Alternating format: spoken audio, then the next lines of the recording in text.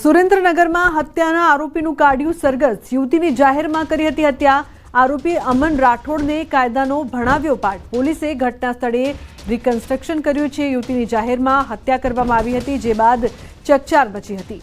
તો પોલીસ દ્વારા તપાસ કરવામાં આવી રહી છે। પોલીસે ઘટના સ્થળે રિકન્સ્ટ્રક્શન પણ કર્યું છે, સાથે જ આરોપી અમન રાઠોડને કાયદાનો ભણાવ્યો છે પાઠ। અક્ષય જોડાયા છે ફોન લાઈન પર વધુ માહિતી આપવા માટે। અક્ષય, શું વધુ માહિતી? જે પ્રકારથી યુવતીની જાહેરમાં હત્યા કરવામાં આવી હતી આરોપી દ્વારા? જી, ચોક્કસથી વાત કરવામાં આવે તો આ ગણપતિ ફાટક વિસ્તારમાં જે યુવતીની હત્યાનો બનાવ બન્યો હતો, જેને લઈને આરોપીનું રિકન્સ્ટ્રક્શન કરવાની પરિવારજનોની અને સ્થાનિકોની માંગ હતી, જેને લઈને ગઈકાલે મોડી સાંજે સ્થાનિકો દ્વારા ચક્કાજામ પણ કરવામાં રેલ રોકો આંદોલન પણ કરવામાં આવ્યું હતું, જેને લઈને ગઈકાલ સાંજે પોલીસ દ્વારા ખાતરી આપવામાં આવી હતી। અને આજે સવારે અંદાજિત 11 થી 12 વાગ્યાના સમયગાળામાં પોલીસ દ્વારા આરોપીનું રિકન્સ્ટ્રક્શન અને ઘટના સ્થળે સરઘસ કાઢવામાં આવતા મોટી સંખ્યામાં લોકોના ટોળા એકઠા થઈ ગયા હતા। પોલીસના ચુસ્ત બંદોબસ્ત વચ્ચે સમગ્ર ઘટનાનું છે એ રિકન્સ્ટ્રક્શન કરવામાં આવ્યું હતું। જી બિલકુલ અક્ષય, આભાર સમગ્ર માહિતી બદલ। अन्य महत्वपूर्ण समाचार की बात करिए तो गीर सोमनाथ जिल्लानी सरकारी शाळाओना रिनोवेशन करवामां आवी रह्या छे, परंतु आ रिनोवेशननी कामगीरीमां क्यांक भ्रष्टाचार थतो होवानुं सामे आवी रह्युं छे। आवुं अमे नथी कही रह्या, आ वात દ્રશ્યો જ કહી જાય છે। रिनोवेट कर्याने फक्त 15 જ દિવસમાં દિવાલોમાંથી પોપડા પડી રહ્યા છે। ઉના તાલુકાના ચીખલી ગામની સરકારી પ્રાથમિક શાળાને रिनोवेट કરવામાં આવી, છતાં 15 જ દિવસમાં દિવાલો પરથી પ્લાસ્ટર અને કલરના પોપડા ખરી રહ્યા છે। સ્કૂલ ઓફ એક્સલન્સ કામગીરી હેઠળ નિર્માણ પામી રહેલી નવી સ્કૂલોના બાંધકામમાં પણ ભ્રષ્ટાચાર થતો હોવાનો આક્ષેપ કોંગ્રેસ અગ્રણી લગાવી રહ્યા છે। જ્યારથી પાયામાંથી કામ શરૂ થયું ત્યારથી અત્યાર સુધી હલકી ગુણવત્તાની રેતી, કાંકરી, લોખંડ વાપરીએ, જે બાબતની અમે 27 તારીખના રોજ 27/3ના રોજ ગુજરાત સરકારશ્રીને તથા અધિકારીઓને રજૂઆત કરેલી। તેમ છતાં આજ દિન સુધી આ જે કામ થાય છે એ હલકી ગુણવત્તાવાળું જ થાય છે। તો આવા દ્રશ્યો જોઈને લાગી રહ્યું છે કે વિદ્યાર્થીઓના જીવ સાથે ચેડા થઈ રહ્યા છે। અત્યારે તો વેકેશન ચાલી રહ્યું છે, તેવી શાળામાં વિદ્યાર્થીઓ આવતા નથી, પરંતુ શાળા શરૂ થયા બાદ જ્યારે વિદ્યાર્થીઓ આવશે ત્યારે આ ખરતા પોપડાથી જો તેમને કોઈ નુકસાન પહોંચશે તો તેનું જવાબદાર કોણ હશે? સરકાર શિક્ષણ પાછળ કરોડો રૂપિયા ખર્ચતી હોય છે, પરંતુ ક્યાંક ને ક્યાંક કોન્ટ્રાક્ટરોની બેદરકારીને કારણે શાળામાં અભ્યાસ કરતા વિદ્યાર્થીઓ હોય છે, તેમના જીવ છે તે જોખમાતા હોય છે। અને આ પ્રકારની ઘટનાઓ ગુજરાત અને ગીર સોમનાથની ઘણી બધી શાળાઓમાં અનેકવાર સામે આવી છે। ત્યારે સવાલ અહીં એ છે કે સર્વ શિક્ષા અભિયાન અંતર્ગત જે શાળાઓનું રિનોવેશન કરવામાં આવી રહ્યું છે અથવા તો જે શાળાઓનું રિનોવેશન થઈ રહ્યું છે તે શાળાઓની અંદર ભ્રષ્ટાચારની બૂ છે તે આવી રહી છે। શાળાની અંદર હાલમાં જ રિનોવેશનની કામગીરી કરવામાં આવી છે, ત્યારે આ શાળાની અંદર રિનોવેશન કર્યાના 15 દિવસમાં જ પોપડા છે તે ખરી રહ્યા છે। તો બીજી તરફ ક્યાંક ને ક્યાંક જે નવી માધ્યમિક શાળા છે તે બની રહી છે, અને તે શાળાની અંદર પણ ભ્રષ્ટાચાર થયાના આક્ષેપો અહીંના સ્થાનિકો અને ઉના તાલુકા કોંગ્રેસ પ્રમુખ છે તે કરી રહ્યા છે। પ્રશાસન છે, તંત્ર છે, તેમના પેટનું પાણી નથી હલી રહ્યું અને ભ્રષ્ટાચાર છે તે લોલમ ચાલી રહ્યો છે। ત્યારે જ્યારે શાળાઓનું વેકેશન ખુલશે અને કોઈ બાળકોનો જીવ જોખમાશે, તેમની જવાબદારી કોની રહેશે? દિનેશ સોલંકી, ન્યૂઝ 18 ગુજરાતી, ગીર સોમનાથ। તો એક તરફ શાળાના બાંધકામમાં ગેરરીતિ થતી હોવાનો આક્ષેપ લાગી રહ્યો છે અને હલકી ગુણવત્તાના મટીરિયલ સહિત દરિયાઈ ખારા પાણીનો ઉપયોગ થતો હોવાનું કહેવાય રહ્યું છે।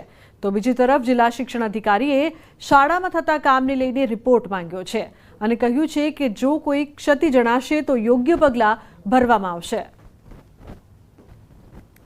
બાળકો જે છે એના ભવિષ્ય ઉપર જ અસર કરશે, કેમ કે જો નબળું કામ થશે તો એ જે તૂટે પડવાથી કે પોપડા પડવાથી બાળકોને જાનહાનિ થઈ શકે એવી ગંભીર શક્યતા રહેલી છે। તો શાળાના બાંધકામમાં ભ્રષ્ટાચારના આક્ષેપ થઈ રહ્યા છે, પરંતુ વિદ્યાર્થીઓના જીવ સાથે ચેડા થઈ રહ્યા છે।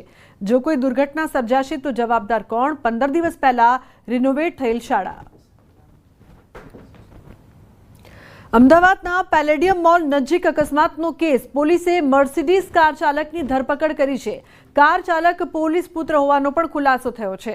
આરોપીએ યુવકને ટક્કર મારી હતી। અકસ્માત જોવા ઉમટેલા ટોળાને એક્ટિવાએ અડફેટે લીધું હતું। પોલીસે બે અલગ અલગ ગુના નોંધ્યા છે।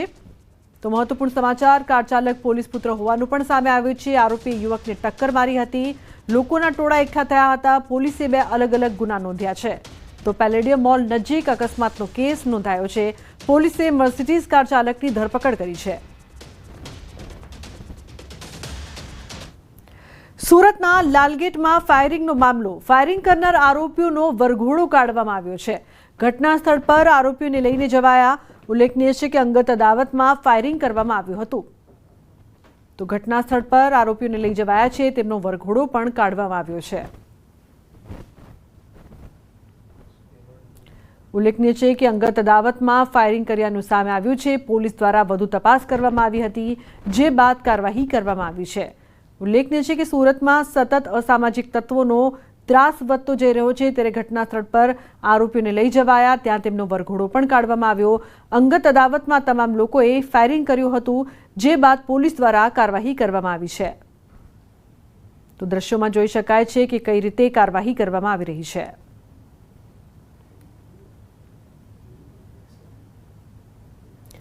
અમદાવાદમાં બિલ્ડિંગમાં લાગેલી આગ કાબૂમાં। સુભાષ ચોકના પૂર્વી ટાવરમાં લાગી હતી આગ। પૂર્વી ટાવરના 9મા માળે આગ લાગી હતી।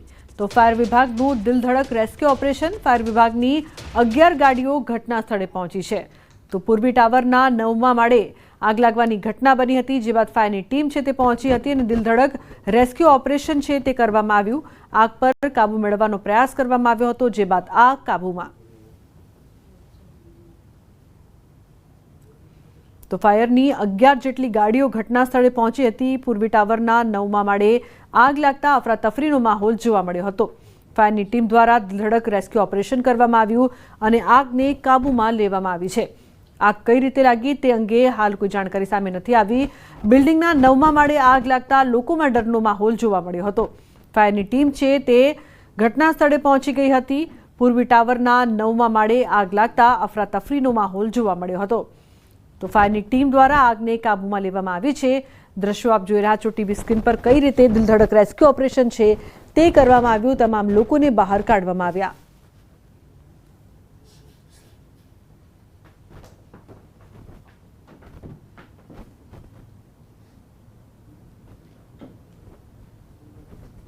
મારું ઉપર ટેરેસ વાળું મારું ઘર છે। અચ્છા, કોઈ લોકો છે ત્યાં, ફેમિલી લોકો છે? મારી ફેમિલી અત્યારે 1101માં ટેરેસ ઉપર રોકાયેલી છે। સેફ છે અત્યાર બાદ? હા, અત્યારે ફાયરવાળા પહોંચી ગયા છે અને એ લોકો સેફ છે। હું કન્ટિન્યુઅસ એમના કોન્ટેક્ટમાં છું કે એ લોકો ધ્યાન રાખે છે, ફાયરવાળા કહે છે એ પ્રમાણે રહે। આ કેટલામાં માળે આગ લાગી હતી? આ 803માં ગેસનો બાટલો ફાટ્યો છે। ત્યાં અત્યારે પરિવાર હતા, એવું કોઈ અંદાજો છે કે ફોડસાયેલા છે કે? ના, જે રીતે વાત થઈ છે એ પ્રમાણે ત્યાં કોઈ જ હતું નહીં અને કોઈ જાનહાનિ કે કશું થયું નથી। છતાં હવે ખ્યાલ આવે, બધું શાંત પડે પછી ખબર પડશે। અમદાવાદીઓ ટેક્સની આકારણી જાતે કરી શકશે। એએમસી રેવન્યુ કમિટીમાં લેવાયો છે મહત્વપૂર્ણ નિર્ણય। ટેક્સની આકારણી માલિક જાતે કરી શકશે। એએમસી સેલ્ફ આકારણી માટે વિકસાવશે સોફ્ટવેર।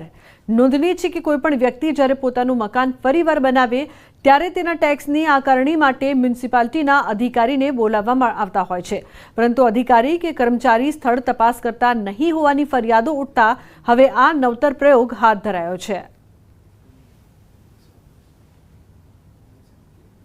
જે કરદાતાઓ એમનું નવું બાંધકામ બાંધ્યું હોય, કોઈ બાંધકામ તોડી અને ફરીથી પ્લાન મંજૂર કરીને બાંધ્યું, એમાં એમના ક્ષેત્રફળમાં ફેરફાર થયો હોય કે પછી એ બાંધ્યા પછી ભાડવાત હોય કે આ તમામ પ્રકારની જે કંઈ ફરિયાદો હોય એને અમે સેલ્ફ એસેસમેન્ટમાં આવરી લેવાના છીએ અને તેના આધારે વિલિંગફુલી કરદાતા પોતે પોતાની મિલકતનું એસેસમેન્ટ કરી શકશે અને એ મોડ્યુલમાં સીધો જ્યારે એસેસમેન્ટના અંતે એ કરદાતાને ભરવાપાત્ર રકમ શો થશે। વડોદરા એકતાનગરમાં ઇરફાનનો આતંક। આરતીના ધતિંગો બંધ કરો કહીને મંદિરમાં ભગવાનનો ફોટો તોડ્યો। મંદિરમાં પૂજા કરી રહેલા 19 વર્ષીય અક્ષય નામના યુવક અને તેની માતા સાથે મારામારી કરી। અગાઉ હનુમાન ચાલીસાનો અવાજ ધીમો કરવા મુદ્દે પણ પથ્થરમારો કર્યો હતો। બાપોદ પોલીસ હદ વિસ્તારમાં આ ઘટના બની છે।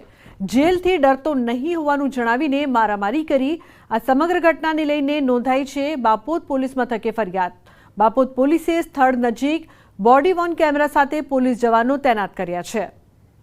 તો આરતીના ધતિંગો બંધ કરો કહીને મારામારી કરી. આ પહેલા પણ આ વ્યક્તિ વિરુદ્ધ અનેક ફરિયાદો થઈ ચૂકી છે. મંદિરમાં તોડફોડ કરી અગાઉ પણ પથ્થરમારો કર્યો હતો.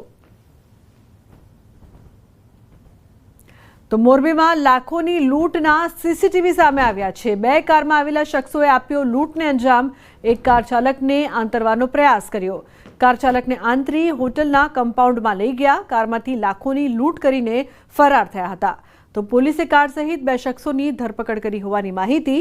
ટંકારા નજીક કાર ચાલકને આંતરી લાખો રૂપિયાની લૂંટનો મામલો સામે આવ્યો છે. તો રાજકોટ મોરબી હાઈવે પર ટંકારા નજીક તસ્કરોએ ફિલ્મી ઢબે લૂંટને અંજામ આપ્યો. રાજકોટના કમિશન એજન્ટની કારને આંતરીને લાખો રૂપિયાની લૂંટ કરી. કાર ચાલકને આંતરી હોટલના કમ્પાઉન્ડમાં લઈ ગયા હતા. કારમાંથી અંદાજે 80 થી 90 લાખની લૂંટ કરીને ફરાર થયા હતા. અલગ અલગ 2 કારમાં આવેલા શખ્સોએ લૂંટ ચલાવી હતી. લૂંટની જાણ થતાં જ પોલીસે મોરબી જિલ્લામાં નાકાબંધી કરી હતી. તો પોલીસે કાર સહિત 2 શખ્સોની ધરપકડ કરી હોવાની પણ માહિતી સામે આવી રહી છે.